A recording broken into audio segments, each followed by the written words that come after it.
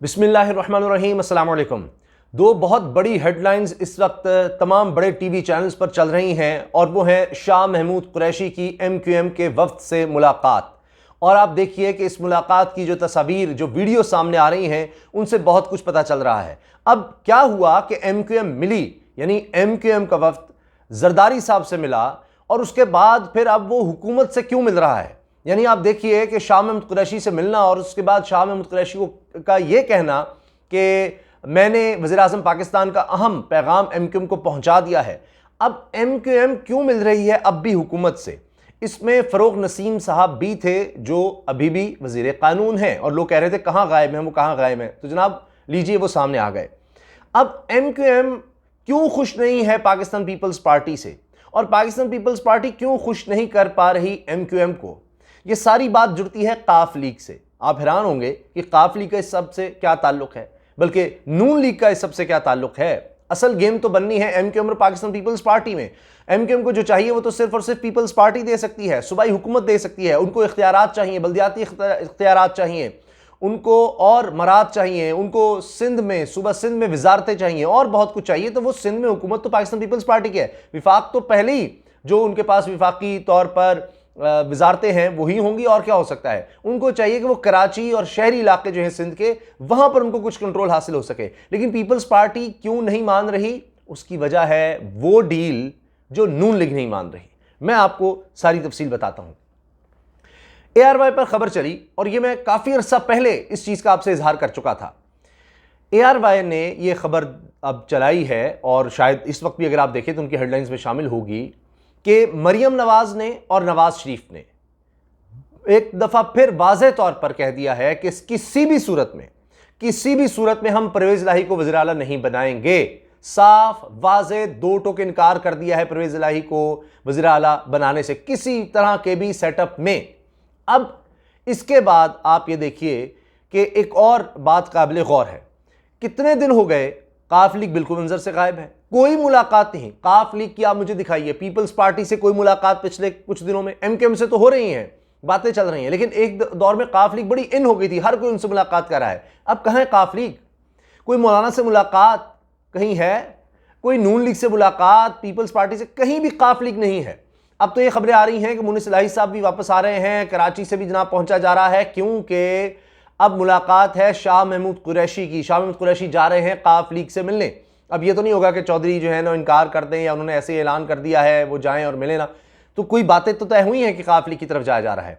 अब मैं बताता हूं कि पीपल्स पार्टी और MQM का इस बात से क्या लेना देना है।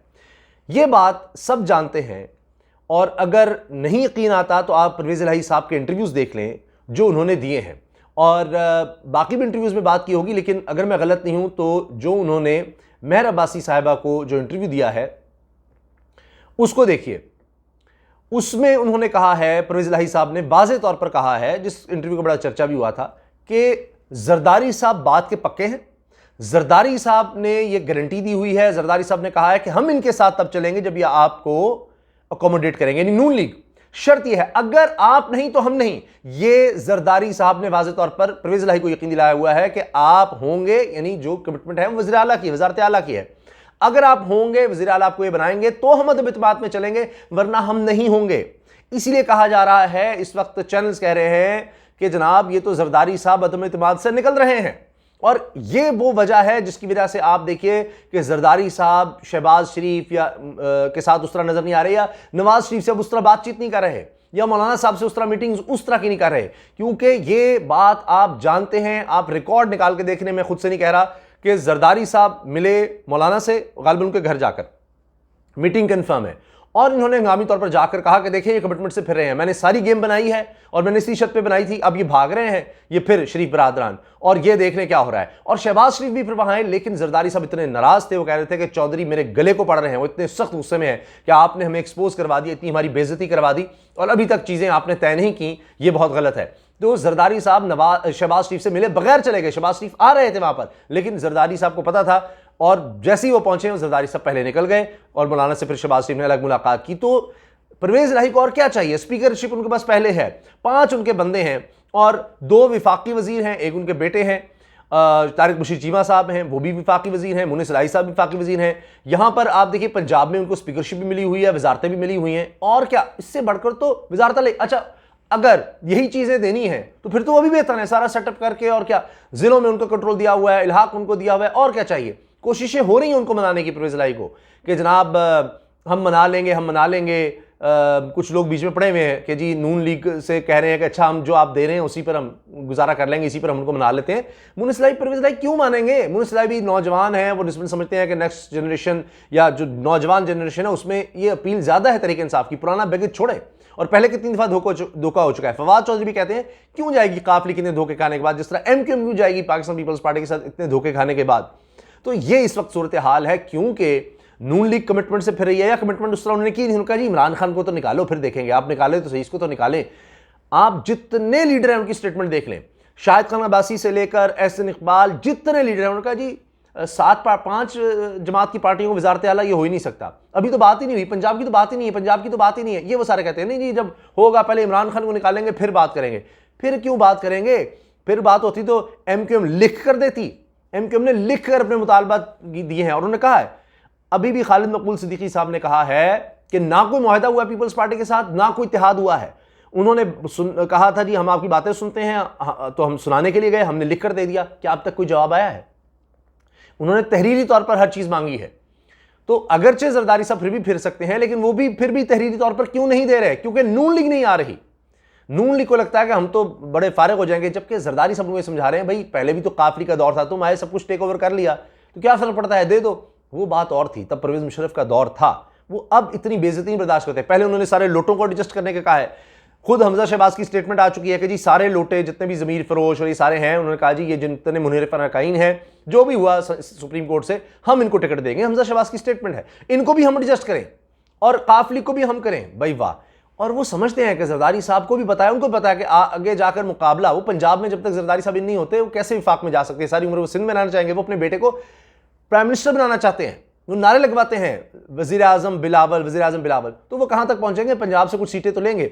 उनको वो रास्ता मिलता है काफ लीग के थ्रू, कहते हैं यहां पर आ जाएं। गवर्नरशिप भी वो मांग रहे हैं, गवर्नरशिप देने पर तैयार है नून लीग कि जी किसी को पीपल्स पार्टी के बंदा को गवर्नर बना देंगे, लेकिन वो वजारत आला नहीं दे रहे। वहां से रास्ता मिला। भाई डिप्टी प्राइम मिनिस्टर रहे हैं परवेज इलाही साहब पीपल्स पार्टी के दौर में, तो आप अंदाजा लगाइए ना कितनी अच्छी केमिस्ट्री है। और इसलिए कह रहे हैं कि इन्होंने हमें गारंटी दी हुई है जरदारी ने कि जनाब आप नहीं तो हम नहीं। तो इसलिए वो फिर जरदारी साहब की बात हो रही है कि अच्छा अगर परवेज इलाही को एडजस्ट नहीं करना तो फिर मैं भी नहीं, कि भाई पंजाब में मुझे रास्ता ही नहीं देना, इसका मतलब है तुम्हें हम बना रहे हैं सेंटर में शहबाज शरीफ को वज़ीर आज़म। वहां भी वो परेशान है वज़ीर आज़म बन के भी कि यार ये क्या एक चीज़ों का मुरब्बा होगा, मैं किस किस को संभालूंगा। काफिली को भी वजारतें, पीपल्स पार्टी को भी, अच्छा मौलाना को भी, उधर बाप पार्टी को भी, सारों को मैं एडजस्ट करूंगा क्योंकि तो वो तो एक डिक्टेटर की तरह चलते हैं, तो मुझे क्या बीच में मिलेगा, मैं कैसे इनको चला सकूंगा। एक तो वो वज़ीर आज़म भी कोई रियलाइज़ करेंगे हाँ एक ज़िंदगी ख्वाहिश है वज़ीर आज़म बनना, लेकिन कैसे, कोई बहुत आला तो नहीं होगा, पता नहीं कितने दिन का वज़ीर आज़म होगा।